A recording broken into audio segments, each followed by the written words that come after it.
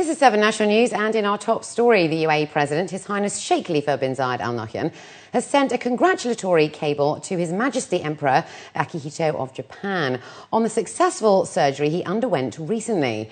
The Vice President and Prime Minister of the UAE and ruler of Dubai, His Highness Sheikh Mohammed bin Rashid Al Maktoum, has also sent a similar cable to the Japanese Emperor, who underwent a successful heart bypass surgery on Saturday that lasted several hours. There has been concern of late over the health of the ageing monarch, and it was the first surgery for the 78-year-old emperor since 2003. Meanwhile, His Highness Sheikh Hamdan bin Rashid Al Maktoum, the Deputy Ruler of Dubai and UAE Minister of Finance, received today at Dubai Ruler's Court Gotcha Buchzeh, the Consul General of Russia in Dubai, who paid a courtesy call at the beginning of his tenure in the state. Sheikh Hamdan welcomed him and wished him good luck on assuming his duties in the state.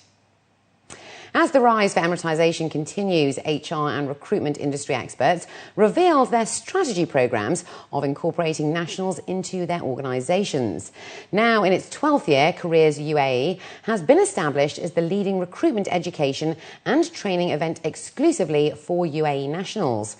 The event is held under the patronage of His Highness Sheikh Mohammed bin Rashid Al Maktoum, the Vice President and Prime Minister of the UAE and ruler of Dubai, and in the presence of his son, His Highness Sheikh Maktoum bin Mohammed bin Rashid Al Maktoum, the Deputy Ruler of Dubai. With over 125 companies exhibiting at this year's event, Emirati job seekers are being given the opportunity to apply and potentially join the workforce. We have about 190 job openings here in the UAE for people, and this is across all the industries that we are serving. And Siemens is active in the energy field, Siemens is in healthcare industry and infrastructures in cities, a new sector that we founded recently. So in all these sectors we have openings and postings here. And we are looking for young Emiratis to join us. First of all, we want to increase, of course, our local Emiratization here in the UAE. And we have been active here in the region for, when you look back to our history, more than 150 years. But looking in the more recent time frame, in the last 20 years, we have been very active here. And we have more than 1,800 people working in the UAE. And there we want to increase our Emiratization. That's our main aim for this exhibition. They start a special program, let's say, and they start from scratch, from zero, up to the senior level even. We have people who started Dubai like 12 years ago, and they reached the senior positions, the company, and they're doing an excellent job. And this is what we are targeting.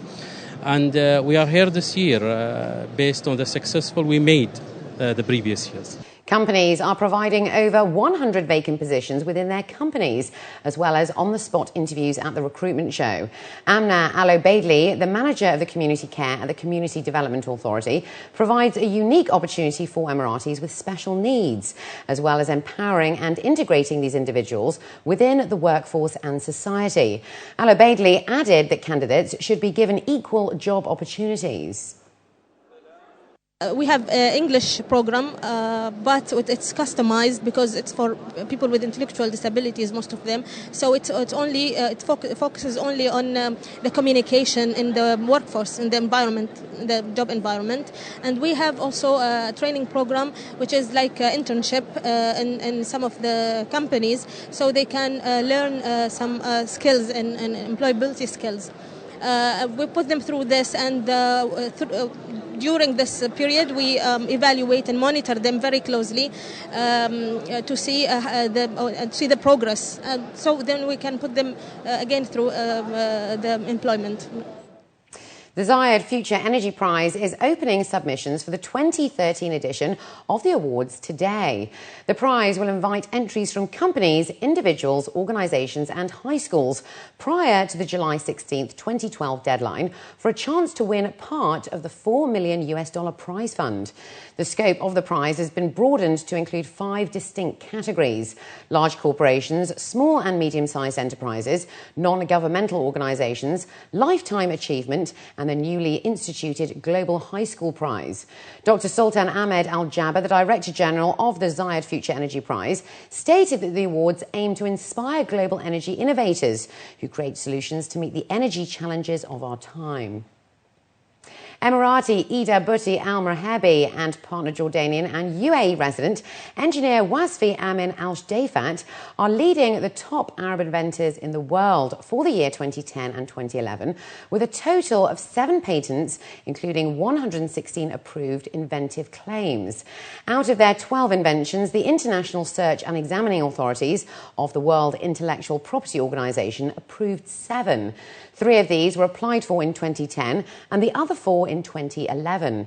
The approved patents include a design for a semi-pneumatic tyre with an annular ring integrated inside it. Inventors assured that the tyre is safe for driving at high speeds and long distances after getting punctured. According to them, they have been inspired by the UAE's cultural, scientific and technological environment. Saudi Arabia had 20 approved world patents for the year 2011. Syria got 6 and 5 other Arab countries got between 1 and 5. It's very important, any kind of invention, because this is going to rank UAE in a high level compared with the other country. And the importance of it is it's going to change a new thing, a new method in the whole the world of tires. Since this is going to it can roll and roll until even after the happen puncture in the tire, but it can use until the end of the use of the tire and can be changed later. So it will save the environment, and we save money, and we save repairing many things. Last night, a primary school teacher and a mathematics teacher attempted to set a new world record for golf, with the most number of holes played in 24 hours. Maths and physical education teacher Andrew Morley set out a goal 6 months ago. He and primary school teacher Stephen Jenks at the Wellington International School in Dubai played like never before when they teed off on Saturday, the 3rd of March at 9 p.m. The Guinness Book of World Records stipulated that 150 holes must be played in 24 hours to make the record. By 20 past 7 on Sunday, March the 4th, the dynamic pair played their 150th. The game concluded on a high note with 162 holes played in total by 9 p.m. yesterday. They were hosted by the Sharjah Golf and Shooting Club for the 2 days, which closed off the venue in support of the charity and the world record attempt. Despite the exhaustion from playing non-stop and carrying their own clubs, they pursued the record and raised funds for the less fortunate. I have lots of targets that I set myself in life, and for some silly reason 6 months ago I thought getting a world record would be a really good idea, and it came to fruition, so we're here today. We're in a fortunate position living where we do, doing the jobs that we do, so it's only fair that we try and help people less fortunate than ourselves, and doing a sponsorship event like this we can raise a lot of money. I think Sharjah Golf and Shooting Club is a suitable venue, obviously because we have floodlit golf, which allows him to play non-stop for 24 hours. Andrew also plays here quite regularly. It was on his bucket list, so to speak, and that's why he approached me. From there, I then spoke to our managing director, His Excellency Sheikh Mohammed bin Abdullah Al Thani, who's always supported, very active supporter of charity, and he's also got a history himself of doing quite a few extreme events like climbing to base camp and Kilimanjaro, etc., etc. So when I spoke to him about this, he didn't hesitate but to give up the golf course for the day and let them use it. Sharjah Charity International, the affiliate charity of the event, spoke about the project in Bangladesh. According to SCI officials, funds raised by the event will build an eye hospital in aid of thousands suffering from various eye diseases and can't afford treatment. For those interested to help, donations may be sent through to the following account numbers. Alternatively, an empty SMS may be sent to 6605 and an amount of 20 dirhams will be donated to the cause. The donation of this game will go to build a center, eye sickness center in Bangladesh. And it is will be the ground floor. It will be a 4-story building, but first this donation will cover around 250,000 dirham. It will go on the first floor. There will be 14 rooms in this floor. 5 of them are operation for eye operation. And finally this evening, Dubai has been graced with a collection of unpublished Bob Marley images, revealing his quieter moments of his singing career. David Burnett, the personal photographer of the reggae legend Bob Marley, revealed a series of images at the Gulf Photo Plus gallery last night. At the age of 30, Burnett was given an opportunity of a lifetime, an assignment to photograph the musician on tour.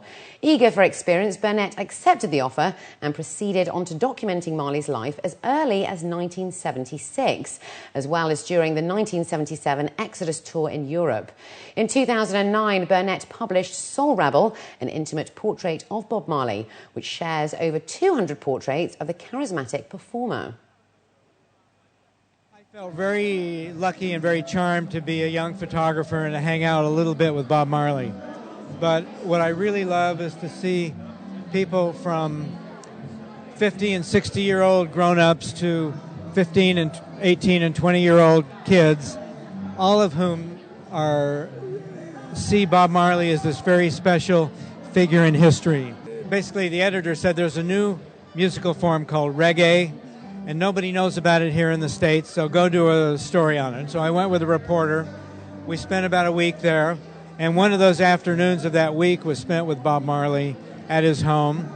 And even at that point, and Bob was quite young, he was only 30, but at that point he was already, I don't know how to say, not the king of reggae, but he was certainly one of the more important personalities in the whole reggae music world. Running alongside the Soul Rebel collection is this year's Gulf Photo Plus exhibition.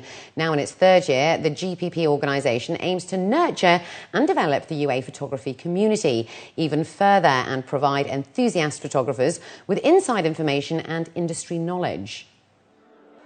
David Burnett, whose work you're seeing behind me, he has photographed every U.S. president since JFK. You know, he's got a fantastic resume and is somebody that I've idolized.